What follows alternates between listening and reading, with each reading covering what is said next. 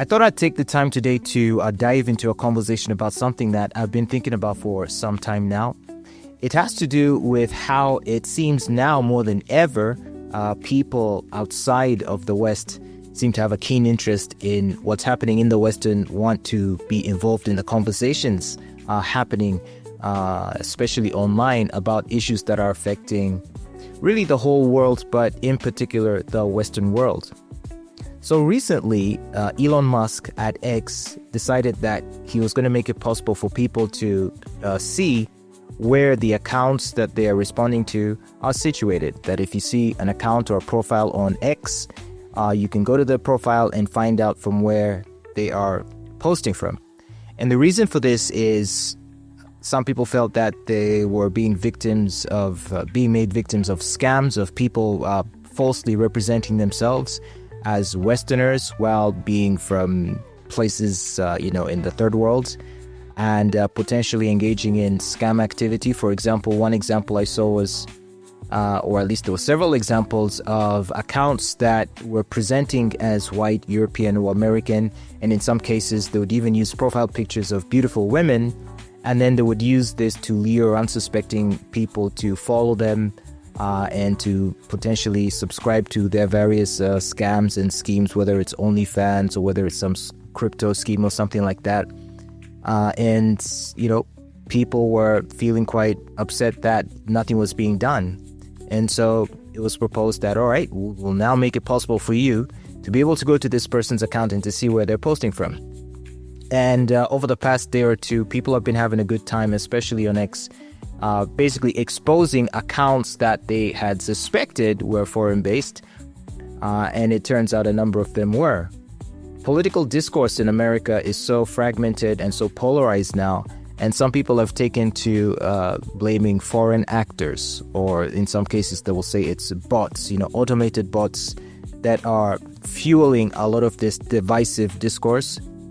They will sometimes present themselves as being a part of a particular political faction, and then they'll spend their whole day on their accounts really spamming very incendiary, inflammatory content. And to be fair, in some instances, interesting, thought-provoking, and engaging content. And unbeknownst to the people that were following those accounts or were responding to those accounts or engaging with them, these people weren't American or British or Western, and yet they were presenting themselves as such. So it sort of crystallized into this wave of, I don't want to call it hysteria, but this wave of concern about the extent to which foreign voices might be influencing political discourse in America. Because right now in the West, there's that huge divide that I spoke of, the polarization. Each side wants to blame bots for the high engagement that the other side receives. And even within factions, there will be members of the sub-factions who will blame the other side of using bots or of being comprised mostly of foreigners. Case in point, the right wing in America in particular. There's all this chatter about how all these accounts that, let's say, are amplifying the Groypers, these would be supporters of Nick Fuentes' America First movement. They will say these aren't even Americans. Or if there are accounts that are amplifying pro-Zionist voices, pro-Israel voices, they will say, no, these are actually bot accounts or foreign accounts paid for by Israel and so forth. So each side is, pointing fingers at each other. That Spider-Man meme, think of that, where each side is pointing fingers at the other saying, you're not even American, you're not even from here, you're a bot, and so on and so forth. Now, of course, this mostly happens with the accounts that are anonymous, wherein the account holders aren't sort of representing their true identities, putting out their true identities. If you go on my X account, I represent myself as me, and I don't pretend to be from anywhere else. I am quite obviously a Ugandan, but suppose I had just a random username, right? Like a nickname or something. Let's say I was called XYZ777. And then my profile picture is of a blonde-haired woman, and I'm, say, putting out nationalistic, Western nationalistic talking points, only to find that I'm not even from there. Yeah, that has upset a lot of people, because there is indeed a lot of that going on. And there could be a number of reasons as to why this happens, why foreigners would want to insert themselves in these sorts of conversations by creating such accounts. And I thought I'd, dive into some of the arguments I've seen and share my own thoughts as to why that seems to be happening more commonly now.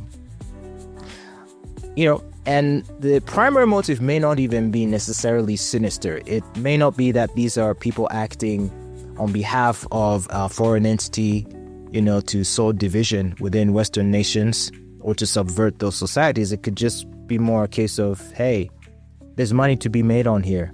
Ever since X introduced monetization, wherein if you receive a certain amount of engagements from verified accounts, you do get some revenue from that from Twitter. Meaning, if I were to present myself as a Westerner, as an American, and I were to engage in, a style of posting or a style of commentary that is more likely to attract higher engagement, then I could potentially reap the rewards of the monetization scheme. And there's people that are earning thousands of dollars from doing this. So imagine being someone from this part of the world. I'm in Uganda.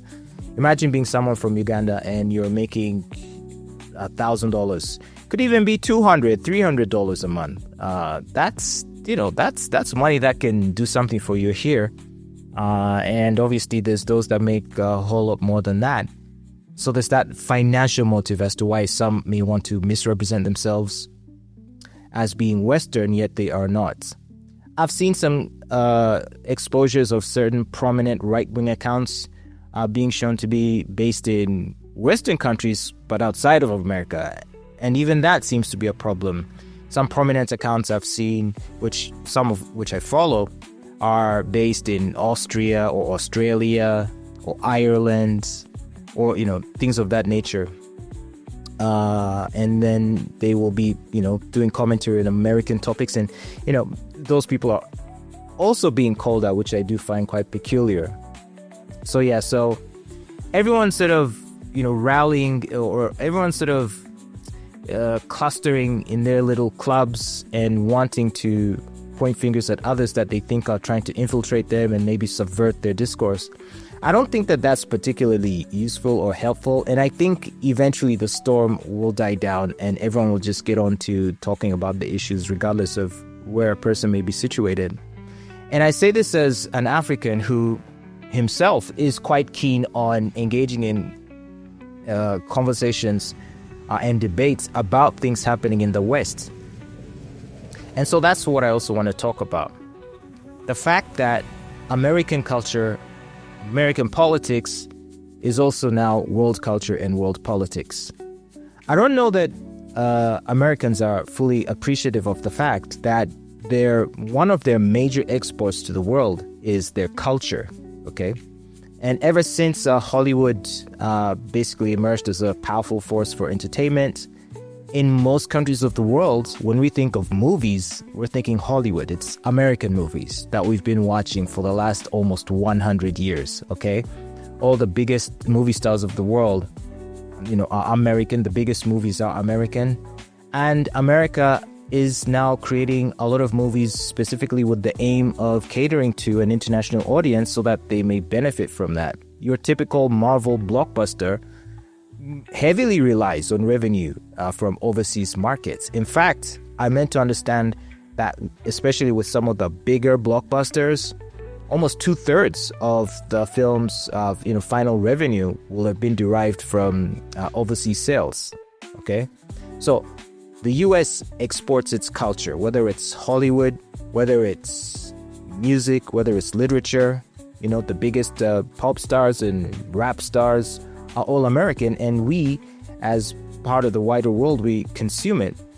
But you see, when you consume a cultural product, it's not simply a case of consuming it and sort of going about your business. It affects the way you think. A lot of us, even in the developed world, are a lot more Americanized than you might imagine. I've seen videos of, people from the third world speaking, with perfect American accents, and yet, they're situated deep in the village of central China or in Nepal or in Bangladesh or something like that. And why? It's because since they were born, they've been watching American movies, listening to American music, consuming American cultural context, don't you think it's only natural then that we will start to internalize a lot of the themes of the cultures that we are consuming, the worldviews that are often depicted in these films? Do you not think eventually we too will start to become invested in some of the cultural battles that are typically featured in many of the films that are exported around the world? So it should come as no surprise that non-Americans would have an interest in things such as LGBT rights in America, things such as abortion rights, things such as gun rights, things such as whatever. Let's talk about your actual politics, say the elections, right? For us in the outside world, a lot of this stuff is very, very interesting to us. We are almost more interested in what happens in places like America than even in our own countries, you know? And this is, I wonder if this is more true for those of us that are sort of middle to upper, middle class and higher here in the third world. Why? Because a lot of the media and content we consume is from the West. We consume our own local content here to some extent, but by and large, the media we will be consuming, the information and the entertainment we'll be consuming will be from the West. That is partly because, you know, we're educated enough to understand the concepts being presented in these forms of media, but also we are economically strong enough to purchase these media products, whether it's, you know, going into a theater and paying. Here in Uganda, it would be the equivalent of about $7 to go see a movie in the theater, a Hollywood blockbuster. You know, we, the middle class and higher African, can afford that. So you're going to find that we're the ones consuming a lot of this content. And so we are the ones who then go on social media and continue to engage with the various themes that are, you know, typically discussed in a lot of the media that's produced. And given also that politics in America influences politics in this part of the world, it's of even greater importance for us to pay attention to what's happening. I mean, America is the world's only superpower now, for all intents and purposes. And through strong hard power and soft power, they have wielded tremendous influence when it comes to the politics of many of our countries here in Africa and the rest of the third world. When it comes to where foreign aid is directed, what kinds of programs, what kinds of projects, even to a certain extent our education curriculum is dependent upon what the donor decides is where the money should go. You know, because a lot of this foreign aid does come with strings attached. So now there is no more US aid, but up until this year there was. And so think of it. Over the last almost 100 years, the United States and various donor partners have been dictating to the third world what subjects we will study in our classrooms, what kind of political systems will be instituted and will govern us, and in some cases, which leaders we will elect into office. And that is if it's going to be an elective process by which we determine the leader. Here in Africa, there's been a lot of war and a lot of, you know, forceful regime change, military coups. Many of our leaders aren't democratically elected. And you sort of have a scenario in which in both cases, it is still true that whoever becomes our leader is determined by the West. It'll usually be whoever it is that the West decides to back, either militarily, by giving weapons so that they may vanquish whatever regime they're trying to overthrow, or if it is in the form of logistical and financial support in order to assist in the on-the-ground political activities for whichever political candidates are vying for office.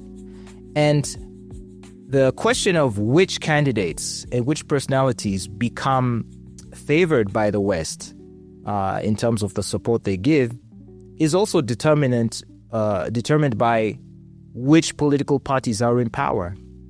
Okay, so if you have a very liberal American president, let's say, imagine it Joe Biden or Barack Obama, or a Clinton, you are going to find that a lot of the resources that are channeled to Africa will be directed to certain programs that further the interests of the political constituents of the liberal parties, right? The Democrat Party in this instance. That's why for a time during Obama's era, here in Africa, there was a very strong LGBT push because a lot of aid being sent to Africa was contingent on some degree of lenience shown towards LGBT people. Now, without going into whether or not LGBT rights should or should not be supported, I think you'll agree that the conversation has been taken out of the hands of the Africans and is instead being steered by our Western interests, okay? Our economics is heavily dependent on Western politics. Here in Africa, we heavily rely on access to Western markets to be able to export our commodities. And sometimes it depends on which government is in power in whichever Western country.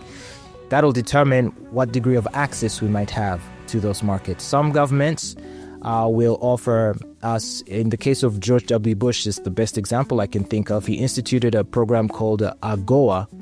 It was called AGOA, stands for African Growth and Opportunity something. Basically, it was a pathway for low-income African countries to be given preferential treatment in terms of access to U.S. markets, to say, okay, since you are from Uganda and we are partnering with you on this venture, this AGOA venture, we are going to pledge to buy so many, metric tons of cotton from you per annum, or coffee or sugar or whatever it is that we're exporting. It could be in the form of raw materials, or it could be processed. And I think in the case of AGOA, it was mostly for processed or manufactured items.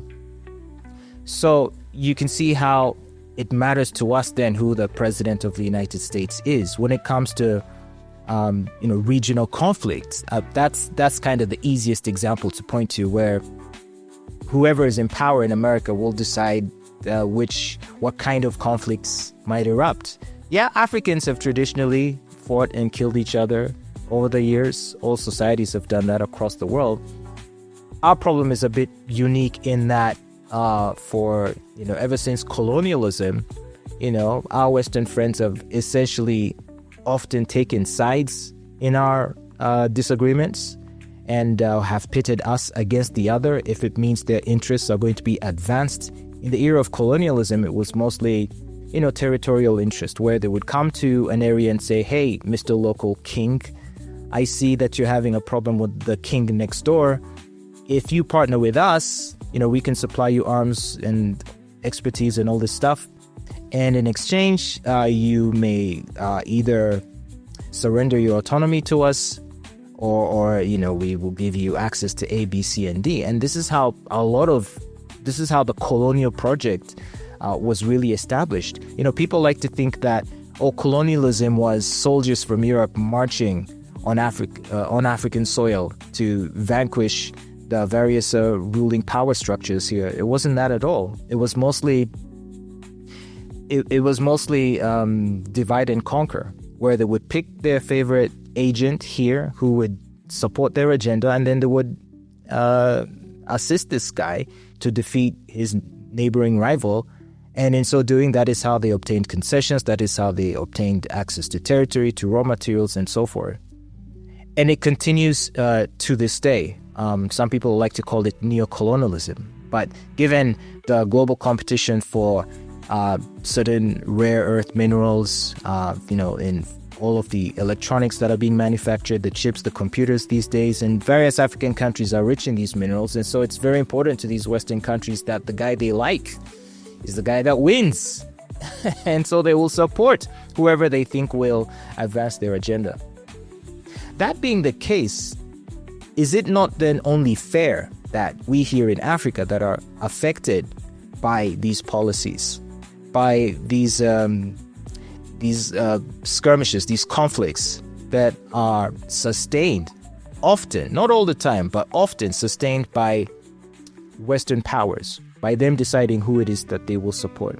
You do not think that we would then have every right to be interested in American politics, to be interested in knowing which candidate is going to be the president, So if Trump comes forward and announces that, he will be running, in that he would be a non-interventionist president, if he were to, and this is one of the reasons he was popular in the Arab world in I think especially during his first term, where there weren't any new major wars that he initiated.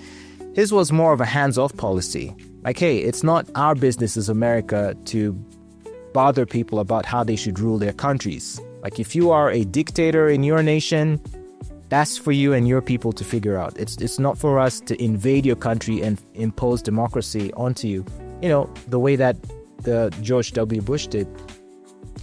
And I remember our president here in Uganda, Museveni, saying, oh, Trump is the best president Africa has ever seen. And at this point, he'd only been in office for a few months, Trump. And he said that because Trump he declared a non-interventionist stance. Okay, so what does that mean? So if you have a non-interventionist as president of the United States, it means that the destiny of many of our countries ends up being more in our hands, right? Rather than in the hands of other potentially foreign influences or American influence. So then if we then go on to social media, to Twitter, to X, Facebook, wherever, and we find conversations happening, let's say it's the CNN Facebook page, and there's some article about, say Trump's chances of winning in the election. Or even if it's, just commentary on how Trump is performing or what their views are on Trump's particular policies. And if in the comment section you see us, from the developing world, third world, expressing our views about why we think Trump is better, let's say, or why we might think a Kamala or a Biden is better. If we are expressing those viewpoints, I feel like it's only fair that we do so. And by extension, if it's a discussion about the politics that are oriented towards the various party positions. So if it's pro-life or pro-abortion debate that's going on, and Americans are having a conversation, and then, as a foreigner, I might want to express my opinion on the issue. Am I not allowed to do so just because I'm not an American? I've spent 80 years consuming your movies, watching your courtroom dramas, watching films about your various politicians, watching the sob stories about the girl who wanted an abortion and couldn't get one, or the girl who wanted to get an abortion but decided to not, and now she's happier. It's like a lot of this stuff is kind of embedded in our psyche. To us in the developing world, it's like, in a way, we're living it's a two-pronged thing. On one hand, it is of interest to us to the extent that some of those policies affect us, but also, in a way, it's entertainment. It's sort of cultural entertainment where we're interested in seeing how the conversations are proceeding about particular issues, and we've consumed enough of your content to be sufficiently well-informed enough about it to know the sides of the argument, to be able to have an opinion about it and to discuss which side we think is better. I mean, isn't it interesting that, for all the chatter about, oh my gosh, this MAGA account is from Sri Lanka, or this pro-America account is from, Brunei. The fact that it wasn't until Elon Musk made it possible for you to actually know that, you thought they were Americans. What does that tell you? That tells you that they had, sufficient knowledge of the issue. And that only happened because American media, American politics, American culture is global media, global politics, and global culture. It's just inescapable at this point. And so one U.S. commentator called Matt Walsh, a conservative that I follow, and he has been sort of lambasting all these foreigners. Stay out of our politics. Don't talk about our politics. I don't want to hear about your opinion about our politics. Worry about your own country.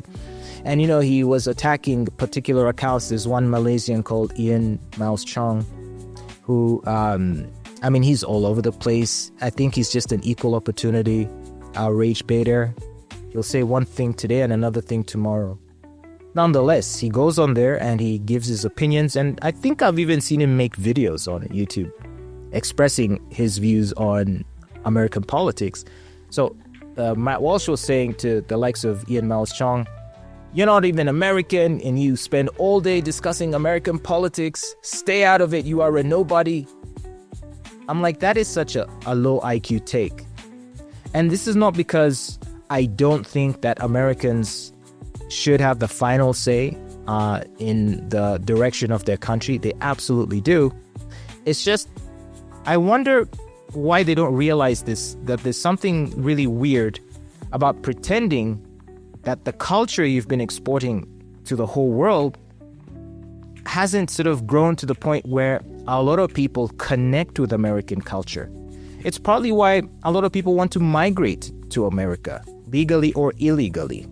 It's the country they've been seeing in the movies and on TV for all these years. They feel very strongly connected to the ideas, to the themes, and to the culture, to the lifestyle. And so I think we are the most Americanized generation ever, this generation of, the global community, because we are so plugged into your politics. We go on social media. And of course, the highest engagement, highest traffic accounts are going to be American accounts, because that's where, social media platforms have the largest user base. So that when I go to my For You section on X, because I don't, it's funny, because there's the For You section and then there's the Follow section, right?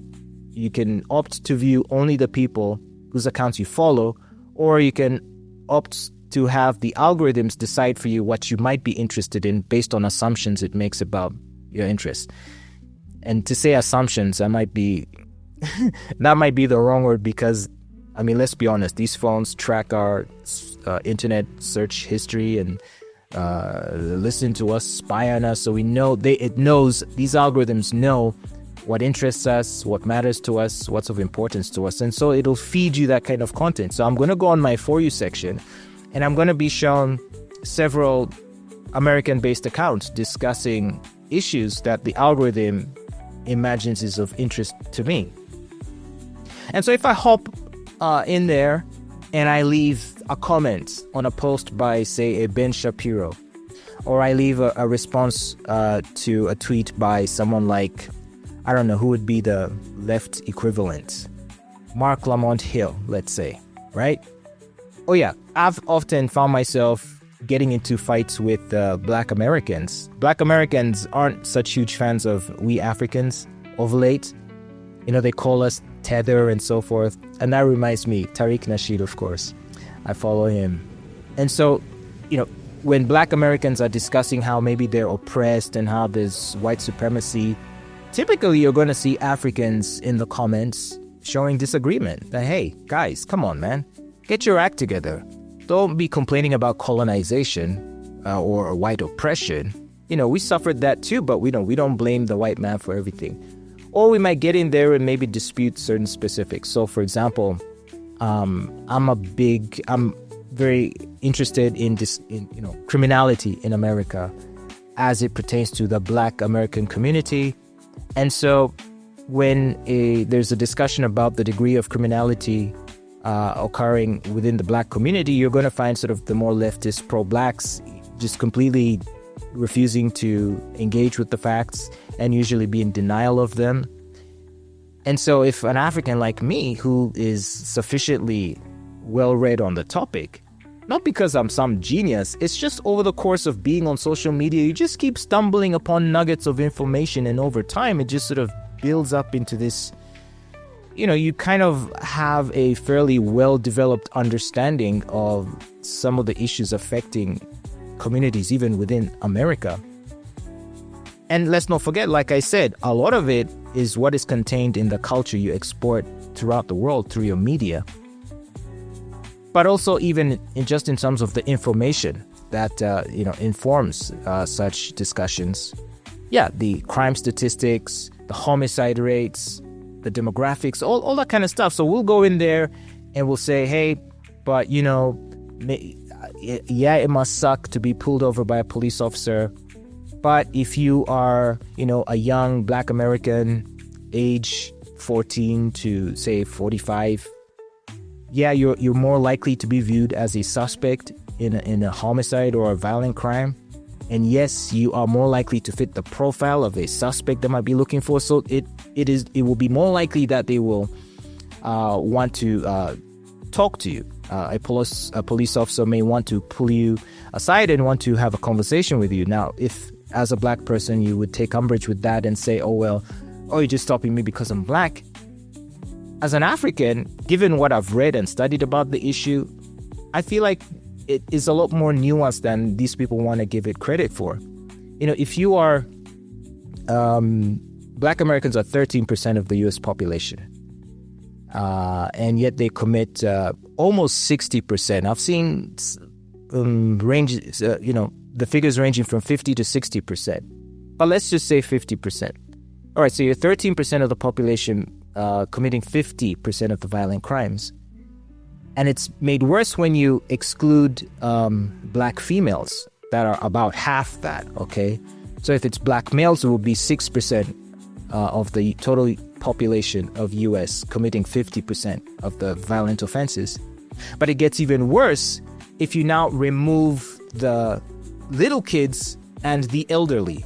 So if you remove, say, the preteens and the toddlers, so 12 years old and below, and then you remove 45 years and above, you're looking at 3 to 4, maybe 5%, about 3 to 4% of the population of the country that are blacks committing 50+% of the violent crimes.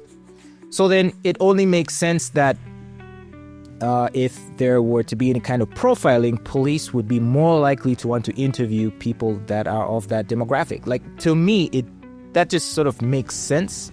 So they'll get a call saying, hey, it's a black male dressed in sneakers, jeans, and a hood. And that's kind of how a lot of black youths dress. And so to say, oh, they pulled me aside just because I had on baggy jeans and sneakers and a hood and I'm black. Well, unfortunately, you do fit the profile. So at the very least, the police would be derelict in their duties to not at least talk to you to see whether you match the description of the suspect, or possibly you might have information that might lead to them apprehending the actual suspect. Now, you don't even have to agree with how I'm explaining these things. I mean, for all I know, I could be completely wrong. All I'm saying is, all this is information that I've gleaned by simply engaging with the information as someone from Africa, information that I've been engaging with even when I'm over here in the third world. Now, mind you, there are other people from the third world, other fellow Africans, who will look at the same information and will have a different opinion about it. And so in response to, let's say, a pro-black social media account, say, denouncing police brutality, white supremacy, and so forth, you might have a guy like me saying, hey, maybe it's not exactly like that. Maybe you're not looking at all the facts. And then those same black Americans will respond to me by calling me a coon and a tether. And then there will also be another African or someone from this part of the world in the comments agreeing with the pro-black person, saying, oh yeah, don't listen to this guy. He's just a coon. He's just kissing up to Whitey kind of thing. So we come with a variety of perspectives. But you see, that's also beautiful. And the real issue here is the question of whether or not we ought to be engaging in these conversations, or should we be excluded from them simply by virtue of the fact that we are not from there? Is it okay to be involved in those conversations if we happen to agree with you? And then all of a sudden, if we don't agree with you, we're like foreign agents and we're bots and we should just shut up or should disappear altogether from the conversation? I saw a news commentator called Tim Pool. I don't know if he meant this sarcastically, but I saw him mention that, hey, Elon Musk, can you make it possible for us to be able to block countries that we don't want to see tweets from? So basically, he's riding the wave of anxiety arising from the conversation about, non-US people involved in these conversations, to which he's saying, yeah, so how about if we're able to block all these other countries so that we can be sure we're only listening to Americans? I mean, I actually think that's okay. And if it is an option that Elon Musk wishes to make available for users of X, I actually think it's good. I believe in, making all these platforms as customizable as possible so that every user can curate their own sort of unique experience. As to whether or not that will limit you into some sort of ideological bubble, that'll be on you, I guess. But if it's what you choose, you should absolutely have the right to only want to hear opinions on certain issues from particular countries. I've just been meaning to... It's just something that's been on my mind for a while, because I was seeing these sentiments arising, and then now with this blow up of, this account is from this country, that account is from that country, you're not American, stay out of it. I think that made me finally say, hey, maybe it's time I kind of joined the conversation, even at this late stage, even at this stage where it's possible that we might now be excluded from these conversations. Anyway, that's all I had to say about this for now. Thanks for watching. I hope to catch you in future conversations.